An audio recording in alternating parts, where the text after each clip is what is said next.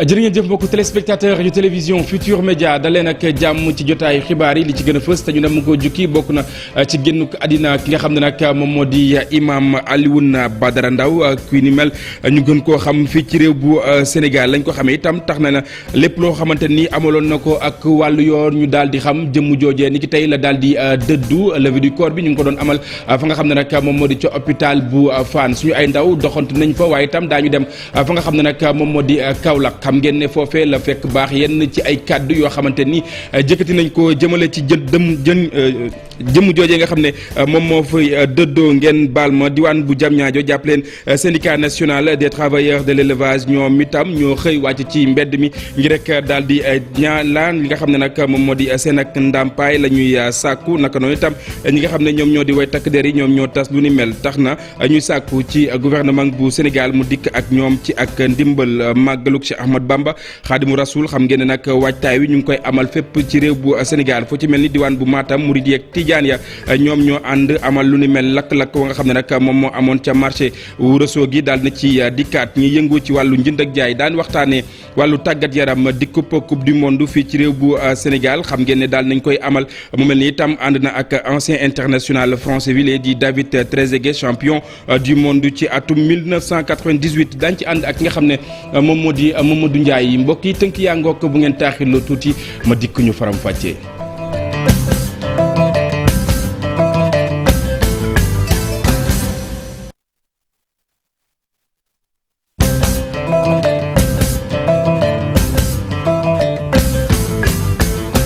mbokki xibaar ñu door ko na nga xam ne nag noonu la ñu ko junjee woon génnuk àddina moom imam Alioune Badara Ndao nga xam ne tey jilee la daal di dëddu levée du corps bi ñu ngi ko amal fa nga xam ne nag moom moo di ca hôpital bu Fann génn àddina ginnaaw itam bi mu yaram bi xaw a sutante yenn ci ay témoignages yoo xamante ni daal na jibee ca hôpital bu Fann Habib Faye ak Diafara Ba ñoo fa teewoon. imam Alioune Badara Ndao génn ak àdduna gannaaw feebar gu gàtt mu doon lu metti ci ay xaritam ak ay jegeñaaleem ñi sax doon dajale ab koppar ci réseaux sociaux yi ngir ñu mën ko faji ji biti réew. nit ñi doog a yëg ne feebar bi garaaw na mu daal di am nag ay activistes te ñu ngi leen ci gërëm bu baax daal di ubbi benn quête ñu di ko wax Kopar Express daal di ne daal 10 millions la ñuy soxla pour son évacuation sanitaire. waaye daal le 5 balaa le 6 doublé na ba romb na 25 millions. loolu firnde la bu wane ni imam Alioune Badara Ndao sénégalais yëpp a ko bëgg. atum 2015 doon lu doy waar ci imam Ndao mu nekk ay jafe-jafe yu mu am ak yoon doon nit loo xamante nit dund na ko ak ngor. kaddu seede yi oustaz Alioune Sall di xarit tama ko yëkkati. man imam Alioune Badara Ndao moom ma xamoon lu jiitu ndog-ndog yooyu di am. ci biir ndog-ndog yi après ndog-ndog yi kenn kee koo xam ne ki loolu li fi dox changé wul ci lim doon doxal dara imam Badara Ndao avant loolu imam Badara Ndao pendant loolu imam Badara Ndao après loolu imam Badara Ndao égal imam Badara Ndao mi tëdd ci biir morgue bi tey. ONG Jamra itam jël boobu lekk xeex ngir ñu mën a libérer imam Ndao. donc bari na incohérence yu bari yoo xam ne ci ndimbalu yàlla defal ndam avocat yi ba yàlla def ñu féexal ko. ci juillet 2018 bañ ko féexalee tamit ñun Jamra ñu am ci kersa ndax rek imam Alioune Badara Ndao suñu xarit ñi di ko wax oustaz Abdoulaye Ndao daf ma woo. 2 juillet 2018 ñu fekk ko fii ci hôtel bi mu daloon ci teeru bi saafonteeg moom mu ñaanal ñu def ak ñoom benn pacte de partenariat boo xam ne boobu ba tey bii nga xam ne mu ngi wuy ji boromam pacte bi mosul dog benn yoon. ñu jiñoon ko mu sóob loxoom ci li ñuy duppee jihadiste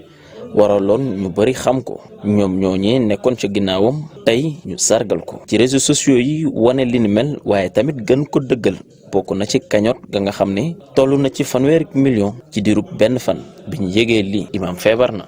jërëjëf Habib Faye mi ñu amal boobule reportage xam nga ne nag ca diwaan bu Kaolack la fekk baax foofee itam suñu ay ndaw doxantu nañu ca quartier bu ñu naan Ndorong extension foofee itam yenn ci ay jegeñaaleem yoo xamante ni daal nañu yëkkati ay kàddu seede jëmale ci imam Alioune Badara Ndao rawatina taxawaay wi nga xam ne amoon na ko ci diine l'islam Mohamed Lo la ñuy teewlu ay kàddoom ci micro Pambay Diawo ak Fally Gueye. waaw gannaaw bu ñu sant yàlla julli ci yonent bi jaale ko moom jaale ko xeet wi di wax inna lillahi wa inna ilayhi raji'un inna lillahi wa inna ilayhi raji'un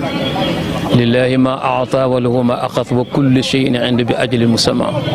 fal nasbir wal nahtasib ñu ngi wax baat yooyu ngir jaale ko mbokk mi nga xam ne moo génn àdduna oustaz nag yaakaar naa pour wax ci moom lu yomb la parce que nit la koo xam ne yaakaar naa sax jaratul ñu koy présenté parce que àdduna yëpp xam nañ ko du ma wax Sénégal mais dama naan àdduna xam nañ ko te liñ ko xamee rek du dara lu dul mission bu noble bi nga xam ne moom la yoroon te mooy defar doomu aadama jàngal nit ñi yar leen jox leen di jikko bu rafet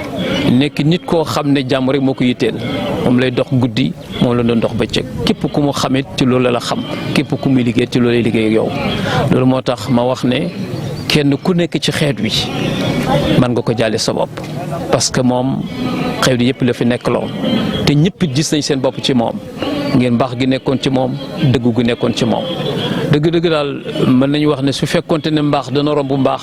danañ wax ne Oustaz Alioune Ndao romb na baax waaye baax moom baax rek la mën a doon loolu moo tax ñu ngi koy jaale suñu bopp di ko jaale famille bi mais di ko jaale umma islamique yëpp ñu ngi leen koy jaale te xam ne ñàkk nañ koo xam ne wax dëgg yàlla ku amoon solo la ku amoon taxawaay la am ko ci diini ji am ko ci mbokk gi am ko ci réew mi waaw ndax mën naa wax sax ne am ko ci àdduna bi kon ku mel noonu wax dëgg yàlla ku ko ñàkk dana am loo yëg. jafe-jafe yi mu amalante woon ak wàllu yoon xam ngeen ne lu ni mel taxoon na ñu xañoon ko ngelaw lu féex tax na itam ñu bëri ci askan wi xàmmee xar kanamam dégg itam li nga xam ne moom moo di turam kooke nga xam ne nag moom moo fi dëddoo moom Imam Alioune Badara Ndao kan mooy jëmm ji Ibrahima Kane moom moo koy xamal mbokku téléspectateurs yi. donte askan bi tàmbali woon na di dajale ay koppar ngir mër ko may mu faju wante suñu borom leneen la mujj dogal moom Imam Alioune Ndao génn na àdduna ci guddi juróomi fan jàpp juróom benn fan ci weeru septembre moom Imam Alioune Ndao génn na àdduna ci guddi juróomi fan jàpp juróom benn fan ci weeru septembre ca hôpital Fann nga xam ne foofu lañ ko hospitalisé woon mu nekk kilifa diine gu mag ñu xàmmee woon ko lool ci ay xutbaam naka noonu itam di def kéem kàttan ngir ñu instauré charia fii ci réew mi moom Imam Alioune Ndao sénégalais yi ñu ngi ko gën a xam rawatina àdduna wërngal këpp bi mu amee ay jafe-jafe ci wàllu yoon ñu njortoon ne dafa bokk ci ab réseau boo xamante ne am na lu mu seq ak Boko Haram doon waajal ay cong fii ci réew mi Imam Alioune Ndao ñu arrêté ko ci guddi ñaar fukki fan ak juróom benn jàpp ñaar fukki fan ak juróom ñaar ci weeru octobre atum 2015 ca Kaolack nga xam ne fa la sampoon këram naka noonu itam daaram ba mu doon jàngalee alxuraan ñu yóbbu ko ci wàllu yoon ci ab opération antiterroriste boo xamante ne bëri na ci ñoo xam ne dañoo njortoon ne ay jihadiste lañ ñu teg leen loxo ñoom itam ci diggante octobre ak novembre 2015 ci réew mi ci avril 2016 Imam Alioune Ndao ak ñañ ca joxoñ baaraamu tuuma ñu doon leen topp ngir apologie terrorisme acte terrorisme ak itam association de malfaiteurs ñu yóbbu leen fa mbaxana doonee benn ngir àtte leen waaye ñetti at après ci atum 2018 moom Imam Alioune Ndao tuuma yooyu yépp ñu tegoon ci ndoddam ñu dal di koy neenal lenn rek lañ ko doon toppee tëj ko ci benn weeru kaso ak sursis ndax pistolet ak bal yi nga xamante ne fekkoon nañ ko ci këram bañ koy jàpp ci atum 2015 ba mu génnee ca kaso gi nag ba léegi moom Imam Alioune Ndao ca la mu nekkoon la daal di dellu maanaam yeggali mission nee na bi ko suñu borom tracel jàngale alxuraan topp itam ay digleem waaye ba jamono yi ñu weesu nag wérgu yaramam daanaka dafa sutante woon ñu yóbbu ko ca hôpital Fann foofee sax lañ ko téye woon wante tey ji suñu borom mujj def li gën. suñu borom def na li gën lu ni mel lañ leen doon jukkil ci li nga xam ne nag moom moo di Imam Alioune Badara Ndao di ñaan suñu borom daal di koy atte ci yërmandeem ci samay kàddu télévision Futur Média mi ngi koy jaan askan wu Sénégal rawatina ñi nga xam ne nag ñoom ñoo di ak njabootam ñu wéyal xibaar yi mbokk yi wax itam ci leneen loo xamante ni maa ngi leen ko doon junju ñu wutali ca jam ñaajo jàppale ne nag syndicat national des travailleurs de l'élevage ñoom itam ñoo doon amal aw doxu ñaxtu lu ni mel itam ba ñu koy amal way takk der yi ñoom ñoo daal di tas loolee tax na itam ñu sàkku ci gouvernement bu Sénégal mu dikk ak ñoom ci ak ndimbal rawatina jafe-jafe yi ñuy dund ci la jamono. Mamadou Lamine Carré moom mooy secrétaire général bu bile syndicat ñu teewlu ay kàddoom ci micro Abdou Diouf Diagne ak Ahmadou Bamba Samb. dañu am naqar gu rëy ñëw fii di koy manifester au niveau du ministère de l'élevage ci sphère ministérielle Ousmane Tanor Dieng gendarme yi chargé ñu. il paraît que le secrétaire général du ministère a donné l'ordre de charger ku fi manifester ñu chargé la. y a un blessé actuellement te door nañ leen ay lacrymogènes loolu nag ñu ngi koy ñaawlu. malheureusement ministère yëpp ñu ngi fay ko bu mu des élevage loolu lañ mënut a comprendre waaw te élevage am na décret am na LFR 75% de nos éléments sont dans des zones déshéritées amul courant sax te dañuy louer. le 9 bi di ñëw le ministre va lancer à Tamba dans la ville de Tambacounda le lancement de la campagne de vaccination du cheptel qui est annuelle léegi ñun li ñu fas yéene mooy boycotter l'ensemble des séances de vaccination pour cheptel bi. lépp inspection des viandes aussi dinañ ko arrêter sur ci territoire bi yëpp. mbokk yi ñeneen ñuy ñaxtu bokk na ci mécaniciens yi nga xam ne nag ñoom ñoo nekk ci suufu échangeur bu Yoff ñoom itam ginnaaw aw dogal woo xamante ni daal nañ koy jot ngir rek ñu jóge ca boobule barab jamono yi nag bañ nañ lu ni mel di sàkku rek gouvernement bi tam mu dikk ak ñoom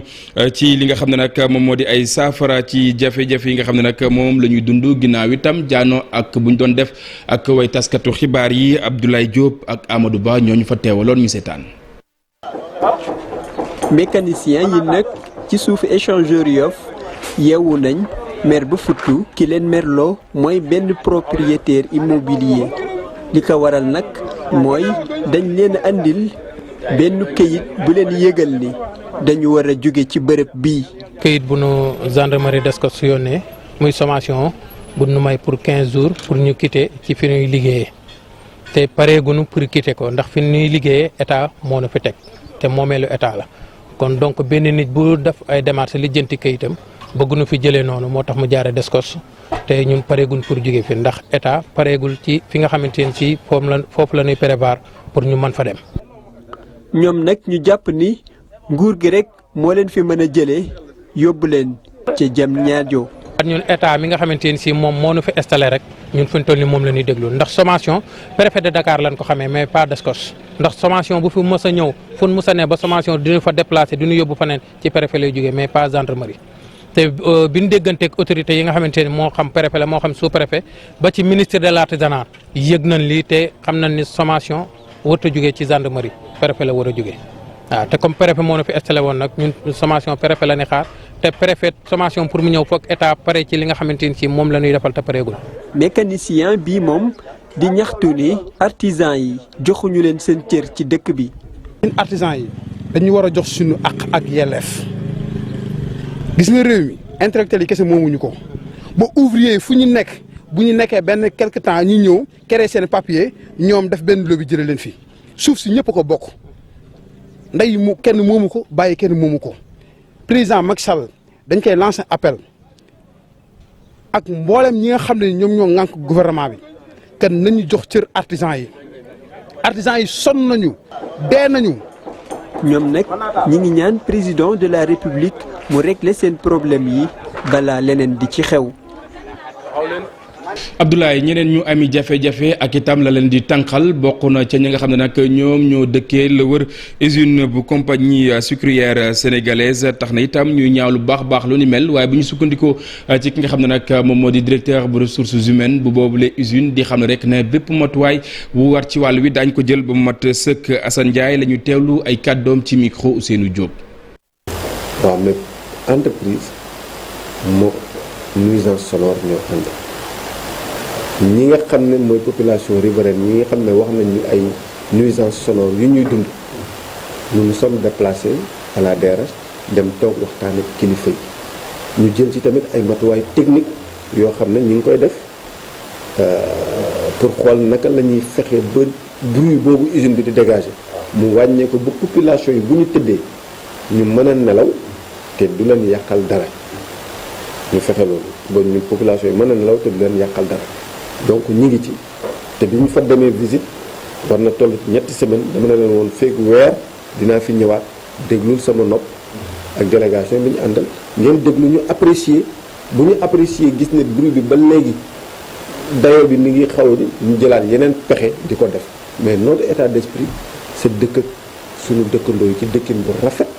bu gën a. mbokk yi xam ngeen ne lépp lu ñeel wàllu mbënd mi bëri na ci ay gox yoo xamante ni nag ci la jamono ñu ngi koy dund fu ci mel ni diwaan bu Joal foofee jàpp leen lu toll ci téeméeri makkaan ñu ngi ci li nga xam ne nag moom moo di ndox mi tax na itam ñi nga xam ne ñoom ñoo yor wàllu cet gi di dimbali askan wa nga xam ne ñoom ñoo fay yeewoo moom capitaine Idrissa Ndiaye moom mooy chef bu service d'hygiène ca diwaan bu Thiès baat ak tontu woo xamante ni séq na ko ak Abdourahmane Diallo ak Mamadou Gueye. ndox mi moo ngi fii ci commune de Joal ci yenn quartier yi moo ngi fii demul donc am na kër yoo xam ne aussi am na ndox donc ndox moomu nag surtout bu jógee ci wàllum taw yi gis nañu que am na ñeenti gàllankoor yu mu mën a andil askan bi bu fekkee dañ ko xayma ci wàllum wér-gu-yaram donc bu njëkk ba mooy que maanaam ndox mi dañuy gis que ni mun na jaxasoo ak ndox yi nga xam ne ci fosse yi lañ nekk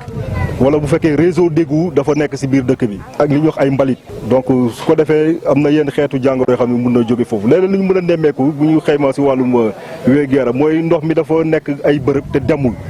donc bu boobaa nag da ngay gis que ni yenn xeetu yooyu vraiment dañuy yokkul bu baax a baax ci gox bi. lu ñu nemmeeku aussi ci wàllum surtout wér-gu-yaram mooy que xale yi ñoo ngi jéggi ndox yi mag yi ñoo ngi jéggi ndox yi donc moo tax am na yenn xeetu feebar yoo xam ne moom ak deru nit ki ñoo ànd day gis que ni ci bërëb yooyu aussi vraiment dina gën a yokk léegi nag lu gën a particulier nag ci Joal mooy que ñoom ndoxu teen yi dañ ko bëgg lool donc mais ak taw bi nii mun na am ndoxu teen yooyu aussi mu surchargé wu donc loolu moo tax service d'hygiène ba mu xoolee loolu mu ne léegi dana def ay pexe yoo xam ni dafay fexe ba benn doomu jàngoro jóge ci bërëb bii pour bañ a lor askan bi donc loolu moo tax ñu tàmbalee lu gën a am solo mooy jox leen li ñuy wax ay kit d'hygiène nga xam ne ay saabu la ay eau de javel mu pour que ñoom ñu mën a gën a faratal set bi ci biir kër yi. mbokk yi jàpp leen ne ay junni garab yoo xamante ni nag daal nañ koy jëmbat ca commune bu Ndiop xam ngeen ne nag ca département bu Fatick la nekk lu de mel itam bokk na ci daal di coppi li nga xam ne nag moom moo di xar kanam bu ñu sukkandikoo ci directeur général bu agence sénégalaise bu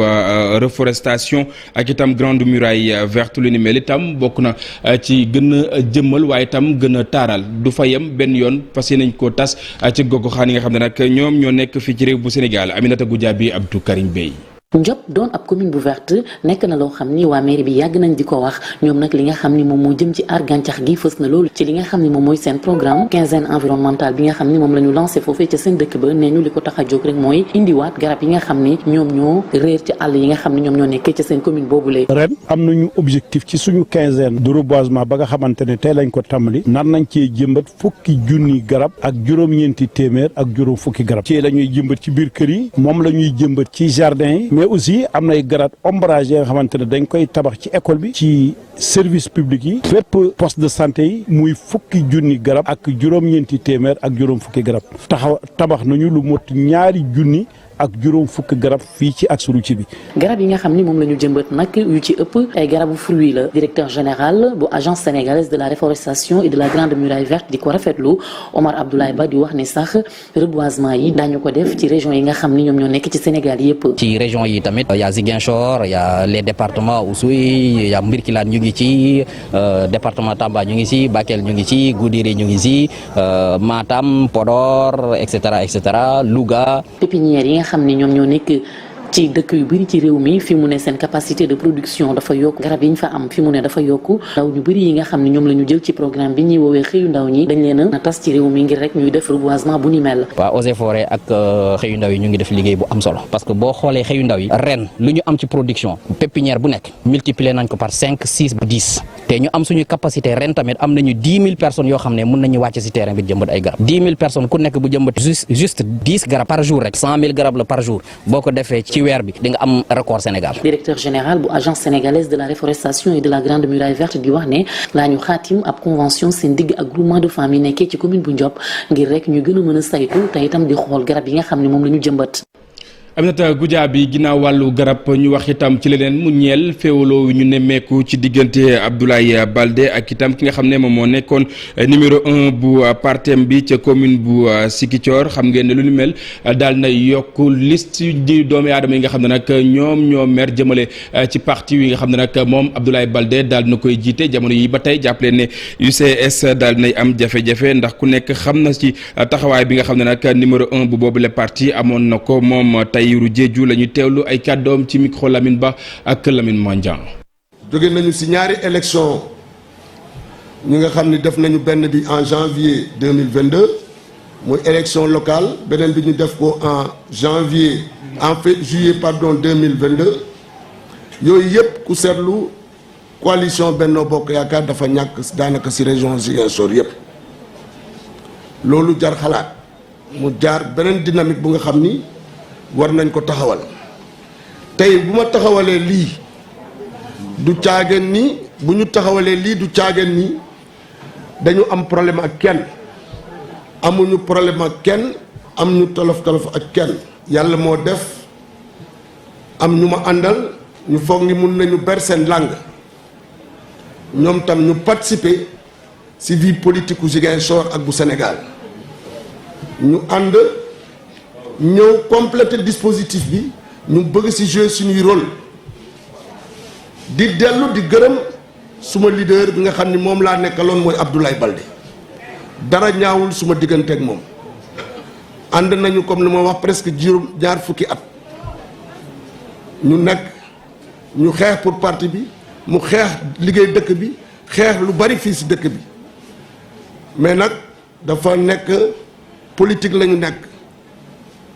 day am moment boo xam ne di nga jël sa décision ne bëgg naa man tam ma béy suma waar si lu ñu.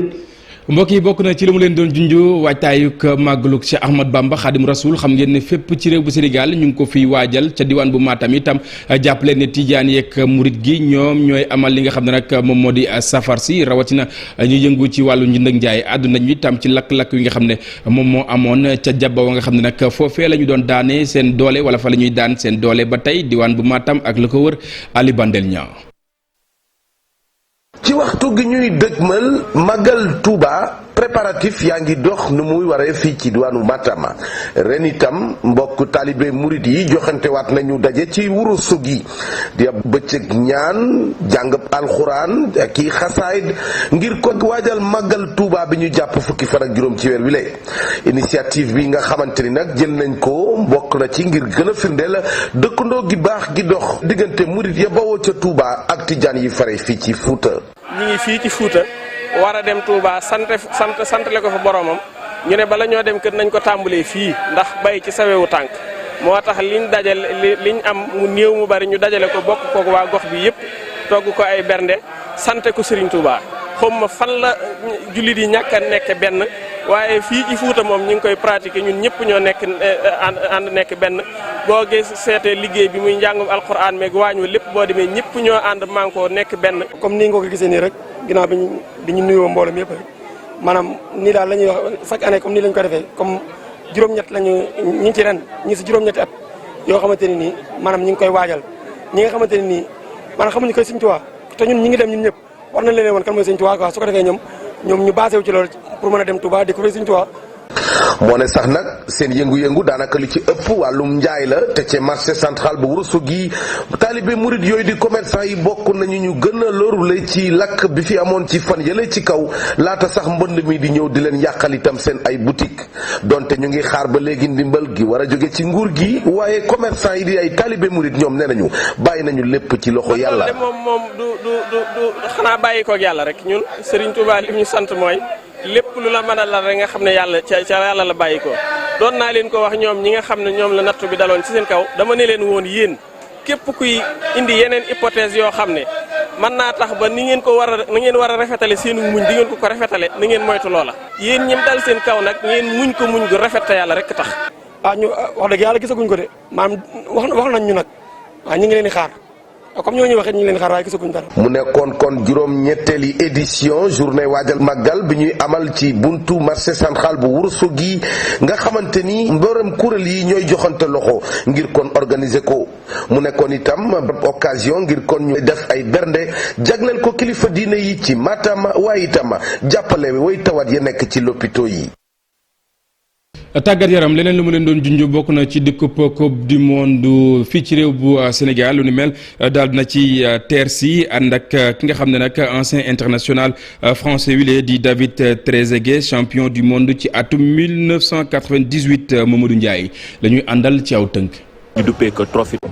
roppalaan bi indi coupe du monde bi ñu brandir ko ak sponsor bi di Coca-Cola mi ngi yegg si ci aéroport bu Diass ci bu 9h30 jotee ci suba si tey jii ci talaata bi mu nekk nag yegg si trophée coupe du monde bi nga xamante ni daanaka mi ngi wër Afrique ñu duppee ko trophée tour